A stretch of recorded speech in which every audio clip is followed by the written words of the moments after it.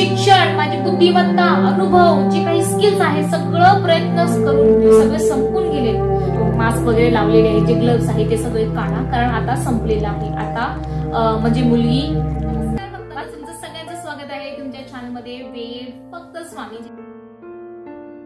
जे तुम्हाला सगळ्यांना सर्वात आधी श्री स्वामी समर्थ. आणि आज आपण खूप अगदी म्हणजे असं म्हणतात ना की तुम्हाला अंगावर काटा येण्यासारखं अनुभव मी आज तुमच्यासोबत शेअर करणार आहे. म्हणजे तुम्हाला माहितीये की एक जी मुलगी आहे, छोटीशी मुलगी, एक 5-6 वर्षाची, तिचा मृत्यू टळून गेला. म्हणजे आणि तो पण फक्त विश्वासानं, श्रद्धेने, दुसरं काहीच नाही. म्हणजे विचार करायची गोष्ट आहे. तुम्ही जेव्हा अनुभव वाचणार आहे, माझ्या अंगावर जेव्हा मी पहिल्यांदा वाचलो तर माझ्या अंगावर काटे आले होते आणि डोळ्यामध्ये अश्रू वाहत होते. स्वामीची शपथ, मी खोटं बोलणार नाही. अंगावर अक्षरशः काटे आले होते वाचताना आणि डोळ्यात म्हणजे पाण्याची धारा वाहत होती माझी, की खरंच काय अनुभव लोकांसोबत घडत आहे, काय आहे हे, म्हणजे किती चमत्कार आहे याच्यामध्ये. आता माझ्यासोबत खूप मोठा अनुभव झालेला आहे, जेणेकरून मी ह्या सेवेमध्ये आलेली आहे आणि तो पण मी लवकरच तुमच्यासोबत शेअर करणार आहे. फक्त त्याचा एक निश्चित वेळ मी बघत आहे, बघूया आता तो कधी येणार आहे. माझ्यासोबत तर खूप म्हणजे साक्षात स्वामींनी मला गळ्याला लावलेले आहेत, अशी मिठी घातली आहे माझ्यासोबत, ते पण आपण बघूया. पण आज आपण एक खूप चांगलं असं खूप छोटी चिमुकली आहे तर तिचा अनुभव बघणार आहे. तर एक तर खूप गरमी होते, बापरे. देव अनुभवावा लागतो, ह्याचा जी हेडलाईन आहे तेच त्यांनी दिलेला आहे, देव अनुभवावा लागतो, अनुभवावा लागतो. काही गोष्टी अशा असतात की जाऊ द्या म्हणत सुद्धा मनातून जाता जात नाही, ही पण अशीच एक गोष्ट आहे. हे घडलंय एक प्रसिद्ध शल्य विशारद डॉक्टर शैलेश मेहता, म्हणजे एक जे वर्ल्ड फेमस कार्डिओलॉजिस्ट आहेत ते. अहमदाबाद, राजकोट, बडोदा, म्हणजे ते कुठले आहेत? राजकोटचे आहेत, अहमदाबादचे आहेत. आणि तिकडचं नाव आहे शैलेश मेहता, ते डॉक्टरांचं नाव आहे, जे की फेमस कार्डिओलॉजिस्ट आहेत. सुसज्ज हॉस्पिटल, हाताखाली अनेक डॉक्टर्स, स्टाफ, केवळ अपॉइंटमेंट साठी 2-2 महिने आधी फोन करावा लागतो असतात बडोदाला. म्हणजे एवढे ते फेमस आहे. 2-2 महिने आधी त्यांना फोन करून त्यांची मीटिंग अपॉइंटमेंट घ्यावी लागते.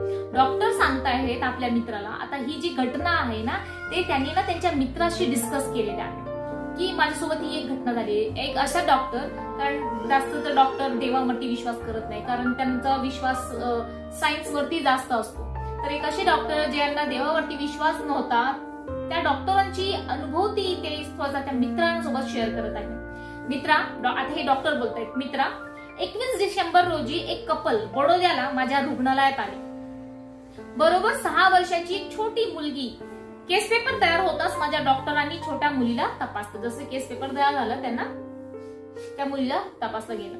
सर्व तपासण्या चाचण्यांचे रिपोर्ट मी पाहताच मुलीच्या आई वडिलांना बोलावून त्यांना माझं मत सांगितलं. मुलीच्या हार्ट मध्ये प्रॉब्लेम आहे. कार्डिओलॉजिस्ट होते ते, तर त्याच्या मुलीची जी छोटी 6 वर्षाची मुलगी, म्हणजे किती छोटी, आणि तिच्या हार्ट मध्ये प्रॉब्लेम आहे. ऑलरेडी आजार फार पुढच्या स्टेजला असल्याने तातडीने ऑपरेट करावं लागेल असं डॉक्टरांनी सांगितलं त्यांच्या आई वडिलांना.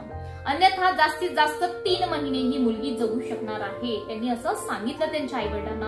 म्हणजे एका आई वडिलांना सांगते की तुमची मुलगी फक्त 3 महिने जगू शकत असेल, म्हणजे त्या आई वडिलांची काय दशा झाली असेल. आणि पण असल्या ऑपरेशन मध्ये ही जे सर्व्हायवल रेट आहे ओनली 30% आहे असं त्यांनी सांगितलं स्पष्टपणे.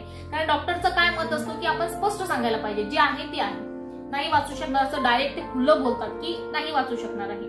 आई आणि बाबा दोघांचेही डोळे पाणवले. त्यांच्या जागी दुसरं कोणी असतं तर ते हालत त्यांची झाली असती. म्हणजे ते सांगतायत की एकतर जास्तीत जास्त ही राहील तर 3 महिने राहणार, आणि अशा केसेसमध्ये जर आम्ही ऑपरेशन केलं तरीही ह्याची 100% गॅरंटी नाही की ती मुलगी आयुष्यभर चांगलं हेल्दी जीवन जगू शकणार आहे. कारण त्याचं सर्व्हायवल जे रेट आहे फक्त 30% आहे. म्हणजे 30%च आम्ही ह्याची गॅरंटी देतो की ती जगू शकणार आहे, म्हणजे त्याच्यामधून वाचू शकणार आहे ऑपरेशन केल्यानंतरही. म्हणजे पैसाही गेला आणि आपलं लेकरू गेलं. देवाला हात जोडून ती मला म्हणाली, डॉक्टर आपण ऑपरेशन करा. म्हणजे त्यांनी हात जोडून तिच्या आई वडिलांनी सांगितले की तुम्ही करा.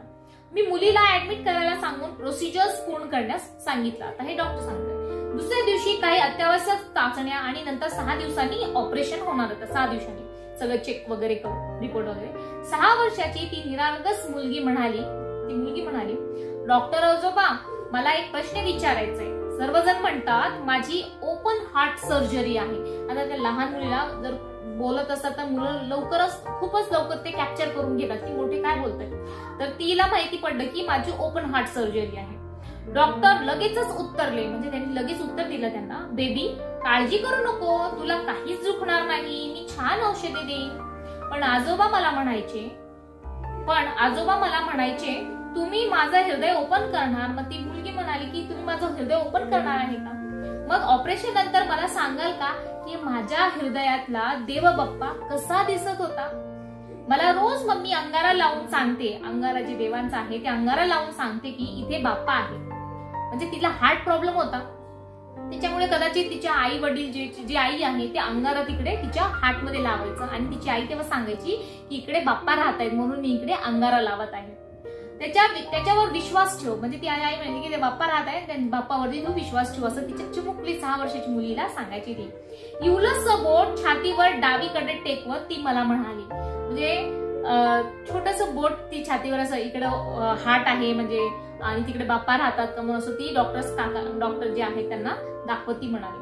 मित्रा तुला माहित आहे मी जराही भावना प्रधान नाही, कारण डॉक्टरना इमोशन्स नसतात. ते रोज चिडफाड रक्त वगैरे बघून त्यांचे इमोशन्स मरून जातात. मी तुला सांगत आहे की मी जराही भावना प्रधान नाही. रोज किमान 8 ते 9 हृदयाचे मीच ऑपरेशन करतो. रोज माझे हे हात शब्दशः रक्ताने भरलेले असतात. पण मी गडबडलो. म्हणजे जेव्हा ती चिमुकली मुलगी त्यांना विचारली ना तेव्हा ते एकदम हादरून गेले, असं गडबडून गेले. त्यांना सुचेना की काय उत्तर द्यावं आहे लेकरांना, कारण त्यांना तर देवच माहिती नाही ना. कसे बसे म्हणालो ओके शुअर. मनात आलं हे सुंदर 6 वर्षाचं शिल्प 15-20 मिनिटांनी जिवंत असेल ना. म्हणजे त्यांना स्वतःला असं वाटत होतं की 15-20 मिनिटांनी जेव्हा ऑपरेशन होणार आहे तेव्हा हे सुंदरसं जे शिल्प देवाने तयार केलेलं आहे तो जगल का? आता त्यांना स्वतःला तो प्रश्न पडू लागला. ऑपरेशन सुरू झाला. हार्ट लग मशीन ऑन झाली, जे हार्टचं मशीन आहे ते ऑन झाले. त्याच्यावरचा ग्राफ खालीवर होऊ लागला. पण 15 मिनिटातच सर्व संपलं. बीपी लो होऊ लागलं, पल्स कमी व्हायला लागला, हृदयात रक्तच येत नव्हते आणि सगळं संपलं. मला त्या बेबीचे शब्द आठवले जेव्हा सगळं संपलं. म्हणजे रक्त येत नव्हता, पल्स रेट कमी होऊन गेला, हृदय जे रक्तच येत नव्हतं त्यांच्यामध्ये, ते मग ते ऑपरेशन कसं करणार आहे. त्याच्यामुळे मग त्यावेळेला त्यांना त्या जे मुलीने सांगितलं होतं ते शब्द तिला आठवलाय की बाप्पा कसे दिसणार आहेत मला सांगाल ना तुम्ही. डॉक्टर आजोबा माझी मम्मी म्हणते माझ्या हृदयात बाप्पा राहतो, तुम्ही सांगाल तो कसा दिसतो ते. माझे डोळे भरून आले. म्हणजे तिचे हे शब्द त्यांच्या कानामध्ये ऐकू येत होते त्यांना आणि त्यांचे डोळे अक्षरशः भरून आले. समोरच काहीही दिसेना. मी भावविवश झालो. म्हणजे त्यांच्या समोर काही दिसणं आलं, फक्त तिचे शब्द आठवत राहिले आणि काही मुवमेंटच होत नव्हती तिच्यामध्ये सुद्धा. देवा बेबी आणि तिची आई यांच्या विश्वासाप्रमाणे खरंच तू हृदयात असशील तर आता तूच काही करू शकतोस. म्हणजे जे डॉक्टर देवावर विश्वास नव्हतं, त्यांचा विश्वास नव्हता, तर त्या डॉक्टरांनी देवाला प्रार्थना केली की तिची आई आणि ती मुलीला एवढा विश्वास आहे तुमच्यावरती, तर आता तुम्हीच काहीतरी करू शकता. माझं शिक्षण, माझी बुद्धिमत्ता, अनुभव, जे काही स्किल्स आहेत सगळं प्रयत्न करून मी सगळे संपून गेले. उसन्या निग्रहाने मी ऑर्डर्स दिल्या. म्हणजे त्यांनी सगळं करून पाहिलं पण काहीच मुवमेंट नव्हती, काहीच होऊ शकलं नाही. आणि त्यांनी मग त्या नर्सना जे काही असतात डॉक्टर्स वगैरे त्यांना ऑर्डर्स दिला, make machine of, remove my specs and gloves. त्यांनी सांगितलं की मशीन आता बंद करून टाका आणि माझे जे स्पेक्स आहेत, जे मास्क वगैरे लावलेले आहेत, जे ग्लव्स आहेत ते सगळे काढा, कारण आता संपलेलं आहे. आता म्हणजे मुलगी वाचली नाही असं त्यांचं म्हणणं. सिस्टरांनी माझा चष्मा काढला, भरलेले डोळे पुसले. म्हणजे जे डोळ्यात त्यांच्या अश्रू आले होते ते डोळे पुसले. पण बेबीचे प्रश्न उभेच होते समोर त्यांच्या. मनात विचार आला, देवा खरंच तू तिच्या हृदयात आहे का? डॉक्टर, असिस्टंट डॉक्टर जवळपास किंचाळला. जे डॉक्टर्स होते असिस्टंट डॉक्टर्स त्यांना खूप म्हणजे होते ते थोडेसे किंचाळले. Blood is coming doctor, blood is coming. ते नंतर चिरकू लागले की ब्लड येत आहे, हृदयातून ब्लड येत आहे. हार्ट मशीन सुरू झाला. सिस्टर माझी ग्लव्स पॅक घाला पटकन, असं त्यांनी त्या सिस्टरना सांगितलं. संपूर्ण ऑपरेशन थिएटर जे आहे चार्ज होऊन गेला. म्हणजे सगळे एकदम असं इलेक्ट्रिफाय होऊन गेले की लगे पटपट आता काम करा, म्हणजे ब्लड येत आहे, मशीन चालू झाली आहे असं. आणि पुढील 4.5 तास ऑपरेशन सुरू होतं आणि ऑपरेशन सक्सेसफुल. चेहरे आनंदले. मी खुश पण मित्रा, आता मी वेगळ्या चिंतेत आहे. त्या बेबीनं उद्या मला विचारलं, डॉक्टर आजोबा, माझ्या हृदयातला बाप्पा पाहिलत का?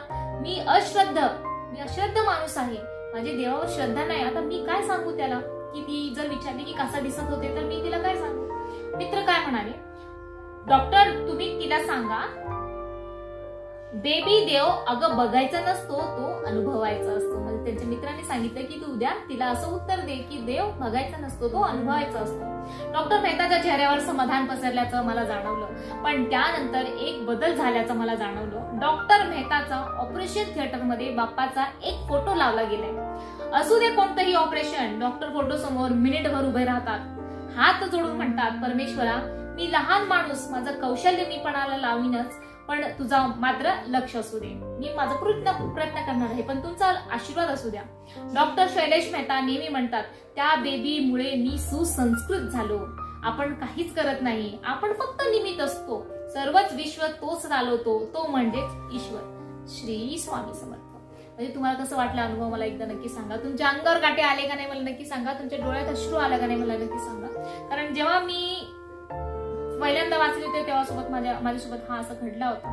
तर खूप अतिशय म्हणजे एक जे अश्रद्ध माणूस आहे, जो ज्यांच्या देवावर विश्वास नाही, त्या देवानी सुद्धा आता देवपूजा करू लागले, देवावर विश्वास ठेवू लागले. म्हणजे तेव्हा सांगितलं असं की देवा खरंच त्यांच्या हृदयात तू आहे का. सगळ्या संपून गेलेल्या गोष्टी परत एकदा नवीन सुरुवात झाली. जेव्हा आपल्याला वाटतो ना की आता सगळ्या गोष्टी संपलेल्या आहेत, आपल्या आयुष्यामध्ये बी असं होतं, जेव्हा तुम्हाला वाटत असेल की आता काहीच होऊ शकत नाही, सगळं संपून गेलेलं आहे, तेव्हा एक नवीन सुरुवात होते. आणि हे केव्हा शक्य आहे, जेव्हा स्वामींचा आशीर्वाद तुमच्यावरती असणार आहे, देवांचा आशीर्वाद तुमच्यावर असणार आहे. तर त्याच्यामुळे काहीही असो लाईफमध्ये, कधीही आपली नित्य सेवा, आपली स्वामी सेवा, लोकांची सेवा, जे ग्राम अभियान आहे, चांगली माहिती लोकांपर्यंत पोहोचा, एखाद्याचं भलं करा. एखादा दुःखी व्यक्ती आहे, काही समस्या आहे त्यांच्या आयुष्यामध्ये, तर त्यांना त्या समस्यामधून बाहेर काढा, त्यांची मदत करा. खूपच समाधान भेटणार आहे, खूपच आशीर्वाद भेटणार आहे. यापैकी मला असं वाटत नाही की दुसरं कोणतं तरी पुण्य कमवायची तुम्हाला गरज आहे, पैसे कमवायची गरज आहे. तर पैसा सगळेच कमवताय, पुण्य कमवायचा प्रयत्न करा तुम्ही. कारण जिकडे पैसा कामी येत नाही तिकडे पुण्य कामाला येतो. तर कसा वाटला व्हिडिओ मला एकदा नक्की सांगा. आणि अशा प्रकारचे व्हिडिओ बघण्यासाठी या चॅनलला सर्वात आधी सबस्क्राईब करून घ्या. श्री स्वामी समर्थ.